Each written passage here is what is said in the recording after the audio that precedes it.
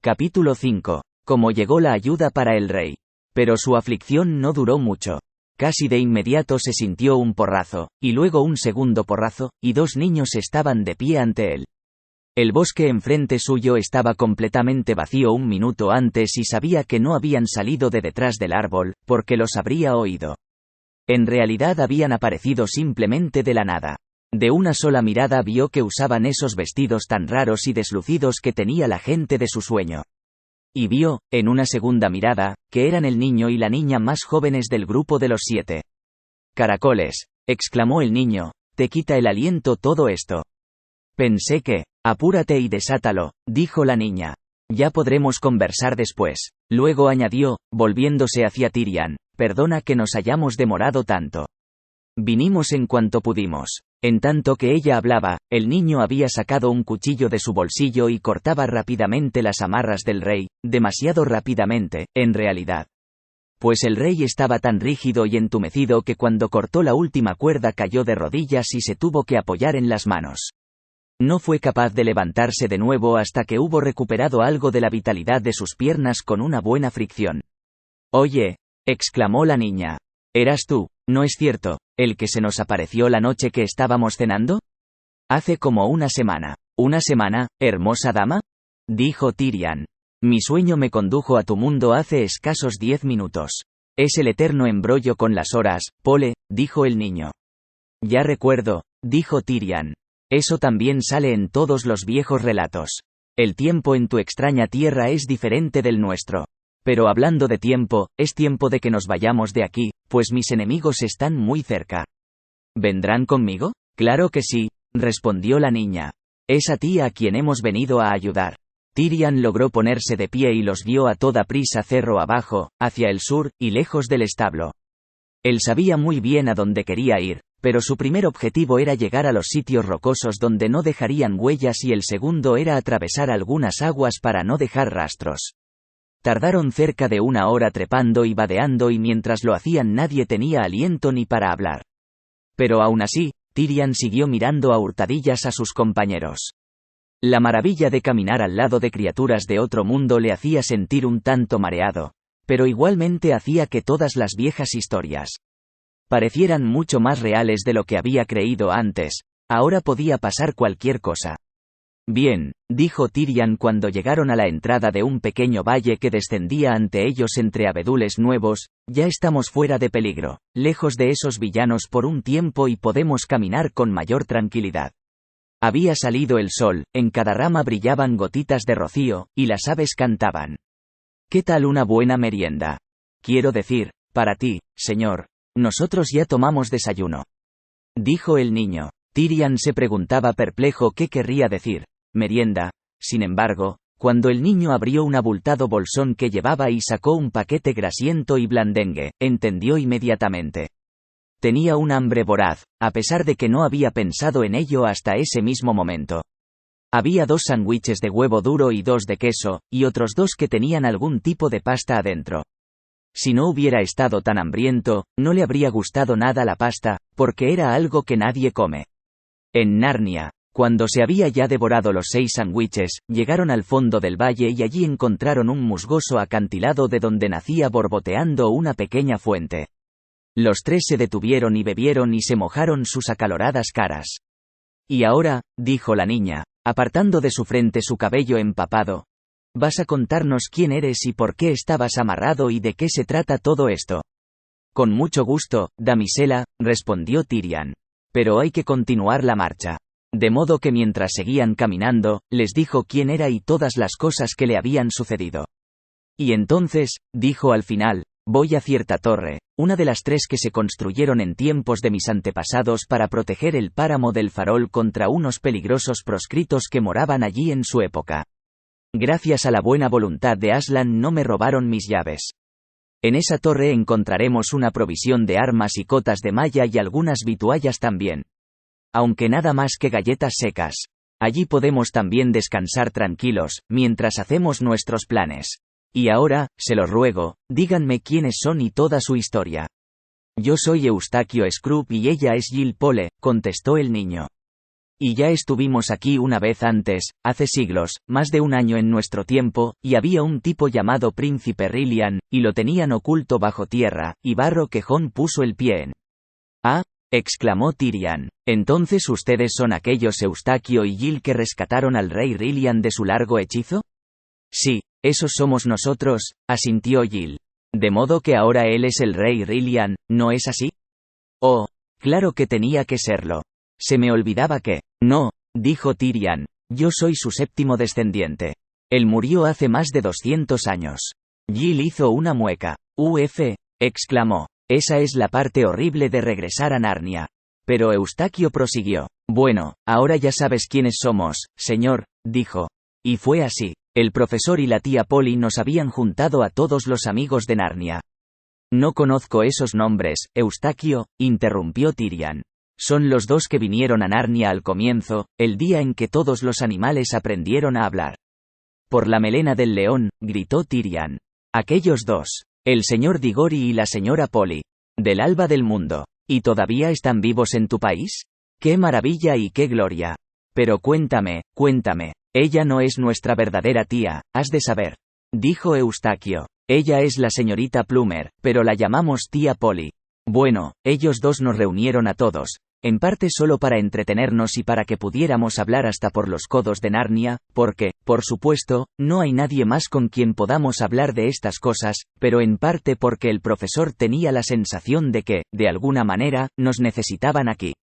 Y entonces tú llegaste como una aparición o qué sé yo qué y casi nos mataste de susto y te esfumaste. Sin decir una palabra. Después de eso, dimos por seguro que algo sucedía. La pregunta que se planteaba era cómo llegar aquí. No puedes hacerlo solo con desearlo. Así es que hablamos y por fin el profesor dijo que el único medio eran los anillos mágicos. Fue con esos anillos que él y la tía Polly llegaron aquí hace tanto tiempo, cuando apenas eran unos niños, años antes de que nosotros, los más jóvenes, hubiéramos nacido.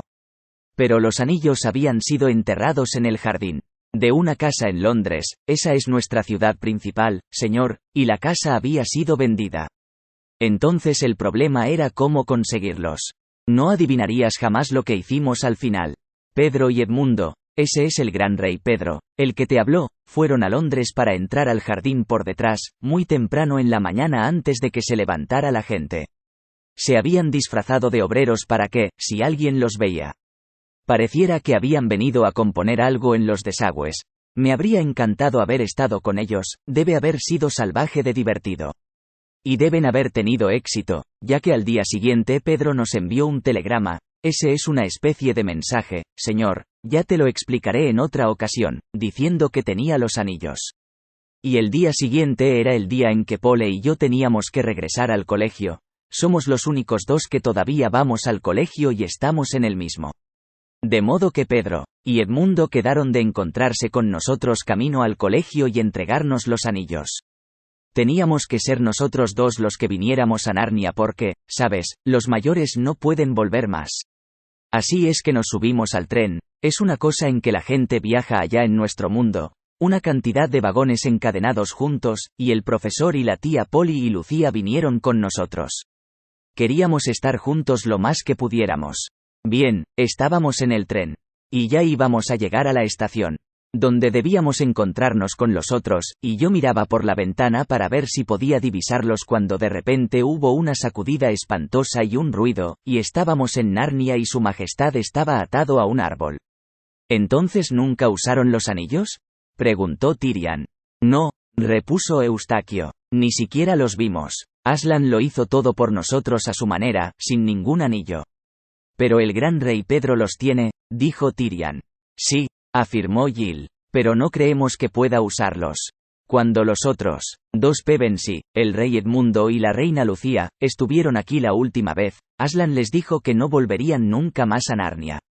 Y le dijo algo parecido al gran rey, solo que mucho antes. Puedes estar seguro de que vendría como un balazo si lo dejaran. Cielos, exclamó Eustaquio, está haciendo calor con este sol. ¿Falta mucho, señor? Mira, contestó Tyrion, señalando. A escasos metros de allí se elevaban unas grandes almenas por encima de las copas de los árboles, y después de un minuto Más de caminata salieron a un espacio despejado y cubierto de pasto. Lo atravesaba un arroyo y al otro lado del arroyo se alzaba una torre baja, ancha y cuadrada, con unas pocas ventanas estrechas y una puerta de aspecto pesado en la muralla que quedaba frente a ellos. Tyrion miró atentamente para todos lados a fin de asegurarse de que no había enemigos a la vista. Luego se encaminó hacia la torre y se quedó inmóvil por un momento hurgando en busca del atado de llaves que usaba debajo de su traje de cazador en una delgada cadena de oro colgada del cuello. Menudo manojo de llaves el que sacó a la luz. Había 2 de oro y varias ricamente adornadas. Te dabas cuenta de inmediato de que eran llaves hechas para abrir fastuosas y secretas habitaciones de palacios, o cofres y joyeros de fragante madera que contienen tesoros reales. Pero la llave que puso en la cerradura de la puerta era grande y sencilla y hecha más rústicamente. La cerradura estaba apretada, y por un momento Tyrion temió que no sería capaz de abrirla. Pero finalmente lo logró y la puerta giró abriéndose con un tétrico chirrido. «Bienvenidos, amigos», dijo Tyrion. «Me temo que este es el mejor palacio que el rey de Narnia puede ofrecer actualmente a sus huéspedes». Tyrion tuvo el agrado de ver que los 2 extranjeros habían sido bien educados. Ambos protestaron que no dijera eso y que estaban ciertos de que sería muy agradable. A decir verdad, no era particularmente agradable. Era más bien oscuro y olía a humedad. Tenía una sola habitación y esta habitación subía directamente hasta el techo de piedra. En un rincón había una escalera de madera que conducía a una claraboya por donde podías salir a las almenas. Había algunas toscas literas para dormir, y una gran cantidad de cajones y fardos. También había una chimenea donde parecía que nadie había encendido un fuego desde hacía muchos años. «Es mejor que salgamos a recoger un poco de leña como primera medida, ¿no creen?», dijo Jill. «Todavía no, camarada», replicó Tyrion. No estaba dispuesto a que los sorprendieran desarmados, y comenzó a buscar en los cofres, agradeciendo que se acordaba de que siempre había tenido cuidado de mantener esas torres de guarnición bajo inspección anual con el fin de asegurarse de que estaban aperadas de todo lo necesario. Las cuerdas de los arcos se encontraban allí envueltas en seda aceitada, las espadas y lanzas estaban engrasadas para evitar el moho, y las armaduras brillaban, guardadas en sus envolturas. Pero había algo todavía mejor. «Miren», exclamó Tyrion al tiempo que sacaba una larga cota de malla de curioso modelo que desplegó ante los ojos de los niños. «Es una malla bien curiosa, señor», opinó Eustaquio.